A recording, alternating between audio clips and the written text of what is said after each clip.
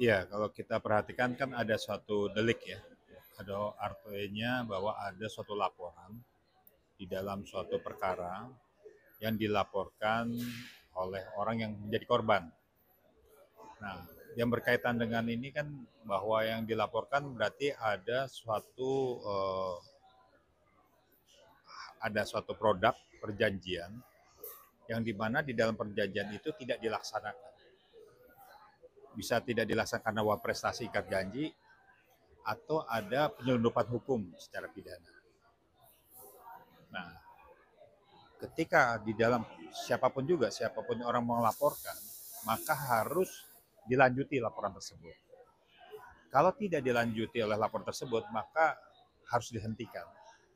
Nah, proses di dalam kepolisian itu kan ada 3 proses. Pertama, klarifikasi, penyelidikan, dan penyidikan. Pertanyaannya, sudah sampai di mana nih proses? Sehingga dalam kasus ya,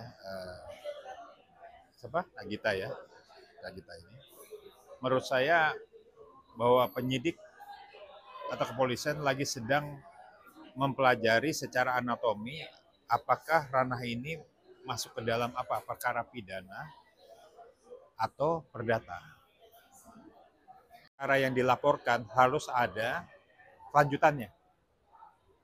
Ya, ketika dilaporkan seseorang jadi terlapor lalu ada klarifikasi.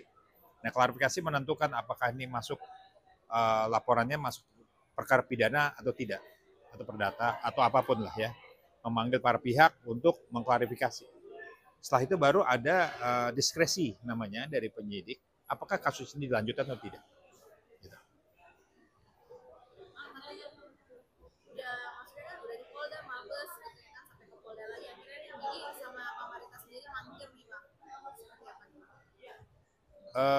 Biasanya kalau laporan dari Mabes, karena Mabes mungkin hanya bisa menjawab bahwa ini wewenang yuridiksinya di Polda, maka turunkan. Maka biarlah nanti Polda yang punya yuridiksi, bukan Mabes Polri. Bukan Mabes tidak mau mengurus, tapi kan banyak sekali kan persoalan-persoalan pekerjaan dari Mabes Polri.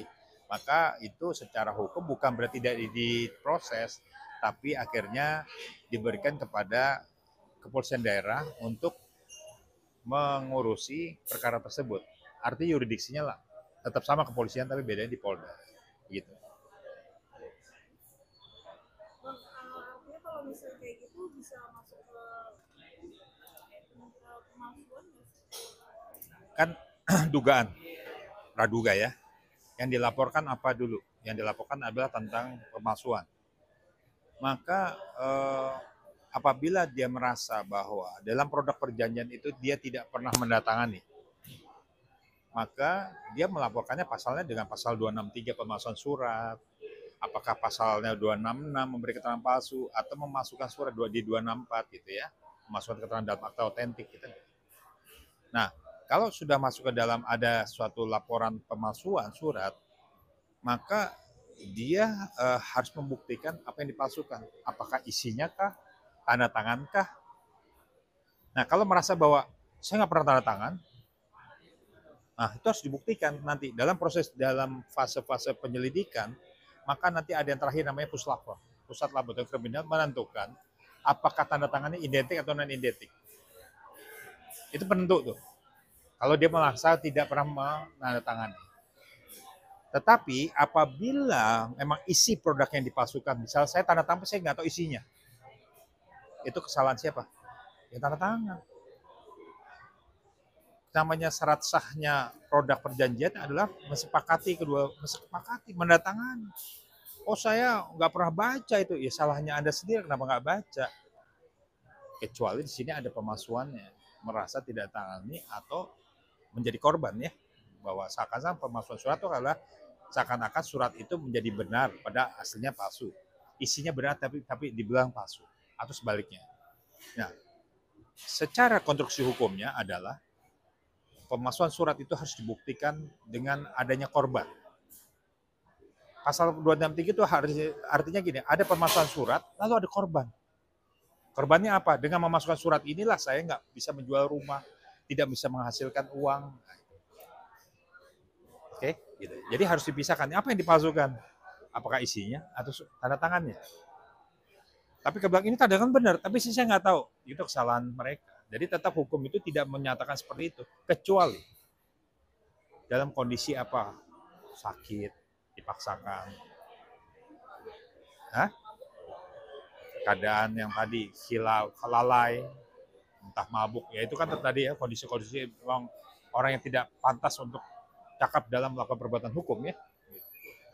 Tapi yang kata memang ternyata dia menandatangani itu walaupun tidak membaca riba. Dia bisa membatalkan. Tidak bisa. Pertanyaannya, kalau surat pernyataan ini dibuat dengan keadaan sehat, tanpa unsur paksaan dari pihak manapun, dan sebagai kekuatan hukum, ada bahasa klausul itu, selesai itu.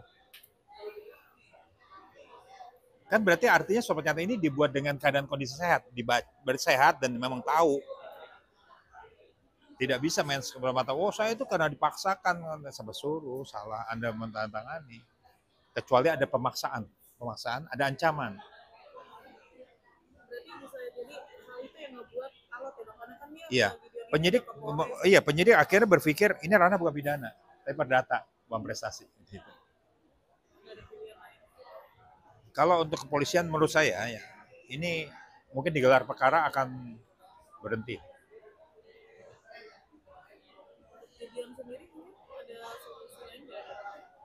Dari siapa?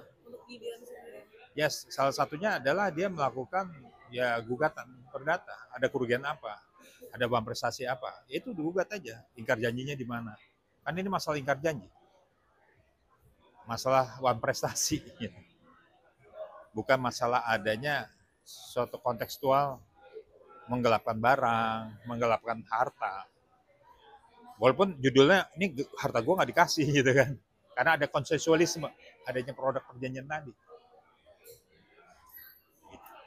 terakhir ya Bang, kalau misalnya ternyata keadaannya untuk kasusnya Gideon ini semestinya dari Abang sarannya apa?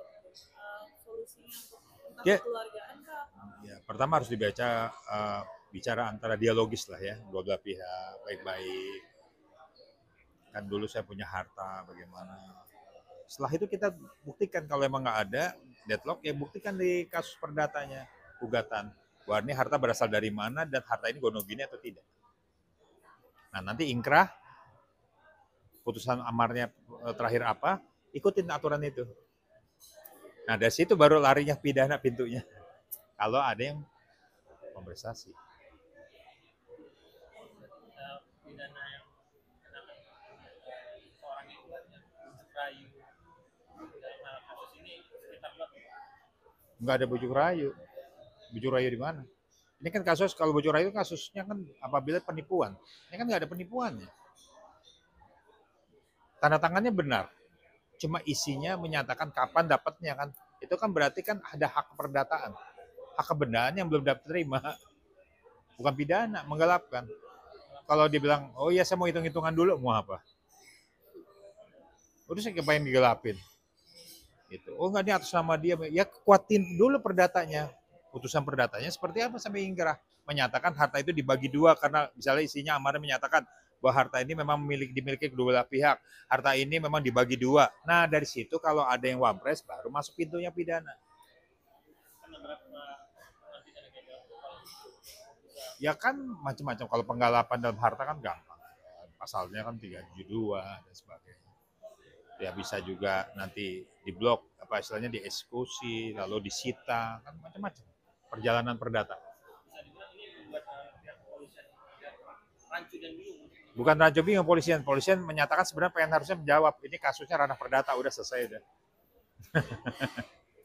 Gitu kan harusnya. Cepat melakukan jawaban. Tapi kalau menyatakan bahwa ini kasusnya memang pidana, siapa yang korban, siapa yang melakukan, itu harus dibuktikan.